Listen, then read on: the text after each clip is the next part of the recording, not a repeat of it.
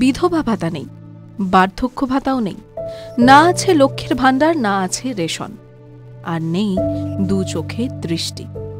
এরপরও বেঁচে রয়েছেন যমুনা দেবী।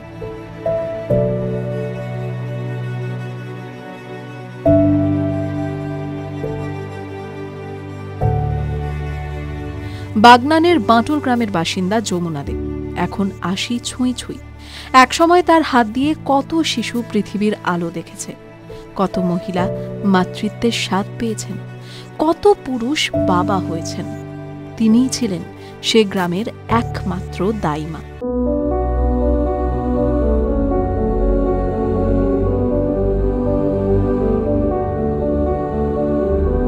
জানেন দাইমা কে? আজ তাদের ভূমিকা সমাজে অ্যাপেন্ডিক্সের মতো হয়ে গেলেও একসময় দাইমারাই ছিলেন গ্রামের হৃৎপিণ্ড। হাসপাতালহীন প্রত্যন্ত গ্রামে ডাক্তাররা যা করতে পারতেন না, দাইমারা ত্রাতা হয়ে দাঁড়াতেন। কেমন ছিল সে সময়? তখন যে মহিলার বাচ্চা হবে, তো তখন যেতেন, তখন সেই অভিজ্ঞতাটা যদি একটু বলেন, তখন কি হতো একটুখানি বলুন। ওইরকম সব গোল লোক ছিল। আমি তো ছিলাম। এখন আপনি কেমন আছেন? এখন ওই রকম আছে, চোখের দেখে চোখের তো ফলন নেই।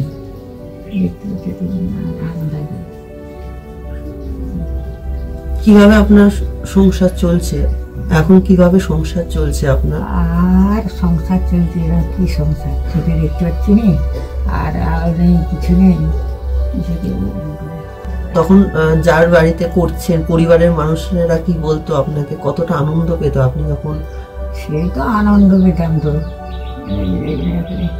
চোখে দেখতে পাইনি, আর তার কি হবে বলো দিন, আন্দাজে আন্দাজে করা। তখনও কি চোখে দেখতে পারতেন না আপনি? দুটো চোখে তো এই তো। আচ্ছা, একটা করতে হবে, আর একটা তো আর না হয় না। আর আমার যা কষ্টে যাচ্ছে ভগবান ছাড়া কেউ জানে। কেন, কি কষ্ট হচ্ছে আপনার? কষ্ট না দেখতে পাই, কি চোখে দেখতে পাচ্ছি না, ওই আন্দাজে আন্দাজে ফাঁকে ফাঁকে।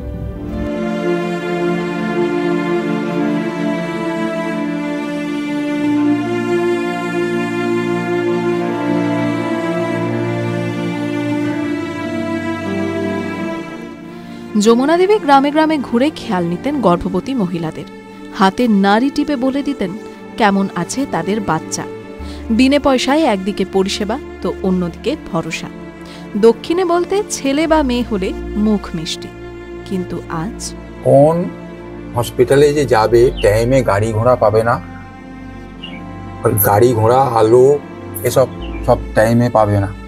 আর হচ্ছে কি হসপিটালে যাবে যে, সেখানে সবসময় ডাক্তার নার্স এসব থাকতো না। হ্যাঁ, কি কোন ভরসায় নিয়ে যাবে? এবার যদি ভালো লোক পায় গ্রামের মধ্যে, তখন তো তাকেই খুঁজবে। ওই জন্যেই আমার মাকেই এই গোটা গ্রামটাই লোক ভালোবাসতো, খুঁজতো যে যমুনাদের বাড়ি গেলেই যমুনা দেখে পাবই। রাত্রে ভিতরে ভোরবেলা দুপুরে মা মানে ডাকতে এলেই চলে যেত। হ্যাঁ, ওসব কিছু বাবার কথাও মানত না, যে বাবা বারণ করছে এখন যেতে হবে না, ওসব বাবার কথা মানত নি। মা ঠিক বেরিয়ে চলে এসে, কেন সে বলে আমি গেলে বিরাট উপকার হবে, মানে একটা লোকের উপকার হোক, মা সেটাই ভাবতো। আমি না যদি ঠিক টাইমে যাই, হয়তো তার বিপদ হয়ে যেতে পারে। ওই জন্যই মা ডাকতে এলেই মানে খাবার ফেলে রেখে চলে যেত।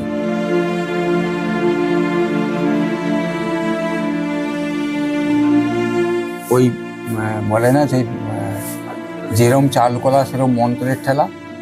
মায়ের কাজ মিটে গেলেই কেউ চিনতে পারতো না, আর অনেকে মনেও রাখতো। খুব বেশিরভাগ চিনতে পারবে না, কেন তুমি করেছো, তখনই তোমাকে মিষ্টি খাওয়াবে, তখনই খাতির আবদার, তারপরেই ব্যাস, আর কোনো সম্পর্ক নেই। এরকম বেশিরভাগ লোক। কি চান সরকারের কাছে? কিছু চান কি? আর্জি মায়ের বার্ধক্য ভাতার বন্ধ হয়ে গেছে, ঠিক টাইমে আসে না বলে। আর মায়ের রেশন তো অনেক দিনই বন্ধ হয়ে গেছে, মা তুলতে যেতে পারে না টিপ জেনে বলে। মা এখন কিছুই পায় না, সরকারিও পায় না, বেসরকারিও পায় না, কিছু নাই। এখন আমার কাছেই খাচ্ছে। আমি ছোট ছেলে, আমি যা হোক জন খাটি, জন মজুর খাটি। আমি যেটুকু ইনকাম করি, আমি 200 চাল খাবো, মাকে তো তার থেকে 50 গ্রাম দিতে পারবো। আমরা 2 মানুষে খাই, 400 চাল, মায়ের জন্য 100 চাল, 500 চাল, কোনো রকম ম্যানেজ হয়। রুগীকে দেখে বলে দিত যে এই টাইমে বাচ্চা হবে, অমুক দিন হবে, যেমন বলে দিত, বা এই দেখে বলে দিত ছেলে না মেয়ে হবে, এরপরে বলে দিত। সেটা কিভাবে বলতে, মানে কি? ওই যখন ডেলিভারি করাতেন তখনই বলে দিতেন। নারীর একটা কি ঘাঁজ থাকতো নাকি, হ্যাঁ বলেছেন, শুনেছি। হ্যাঁ, বলে ওই সেই দেখে বলে দিত যে এবারে। সেটা কি মিলতো? হ্যাঁ, মিলতো অনেকে।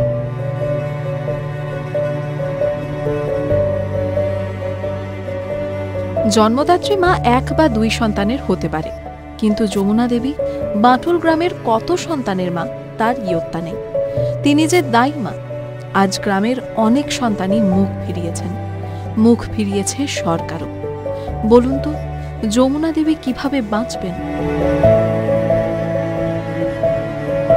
টালির চালে থাকেন যমুনা দে। তার বয়স হয়েছে 85 বছর বয়স। চোখ দুটোতে তিনি দেখতে পান না। কষ্ট করে সংসার চলছে, পান না বার্ধক্য ভাতাও। এই সমস্যার থেকে কবে মুক্তি? প্রশাসন বা সরকার সহযোগিতা কি পাবেন এই যমুনা দে? Rahul সাধুকা, TV9 Bangla digital.